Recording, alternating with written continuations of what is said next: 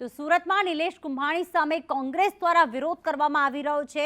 કોંગ્રેસના કાર્યકરોએ નિલેશ કુંભાણી સામે નોંધાવ્યો છે વિરોધ। સિટી બસ પર નિલેશ કુંભાણીના પોસ્ટર્સ લગાવવામાં આવ્યા છે।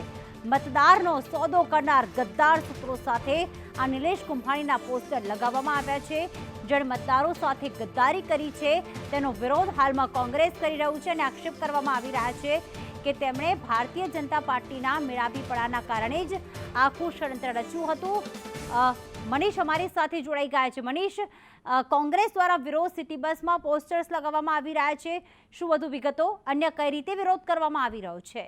જી બિલકુલ, જે રીતના જે દિવસથી નિલેશ કુંભાણીનું ફોર્મ રદ થયું છે ત્યારથી તેમને ગદ્દાર ગણવામાં આવી રહ્યા છે। કોંગ્રેસ હોય કે આમ આદમી પાર્ટી હોય, તમામ લોકો વિરોધ કરી રહ્યા છે। તો જ્યારે પહેલા દિવસે નિલેશ કુંભાણીના નિવાસ સ્થાને વિરોધ કરવામાં આવ્યો હતો, તેમના ઘરની આગળ પોસ્ટરો લગાવવામાં આવ્યા હતા, ત્યાં ગદ્દાર દર્શાવવામાં આવ્યા હતા। ત્યારબાદ વાલાસા વિસ્તારમાં રોજ ગદ્દાર દર્શાવવામાં આવ્યા હતા। ત્યારે આજે વધુ એકવાર કોંગ્રેસ દ્વારા નિલેશ કુંભાણીનો વિરોધ કરવામાં આવી રહ્યો છે। કોંગ્રેસના જે મીડિયા સેલ છે તેમના તરફથી વિરોધ કરવામાં આવી રહ્યો છે। આ તમામ લોકો સુરત બસ સ્ટોપ પર હાજર થઈ ગયા હતા અને સિટી બસ પર પોસ્ટર લગાવી દેવામાં આવ્યા હતા કે 19 લાખ મતદારોનો હક છીનવનાર નિલેશ કુંભાણી છે તે ગદ્દાર છે, આ રીતના પોસ્ટર લગાવવામાં આવ્યા હતા।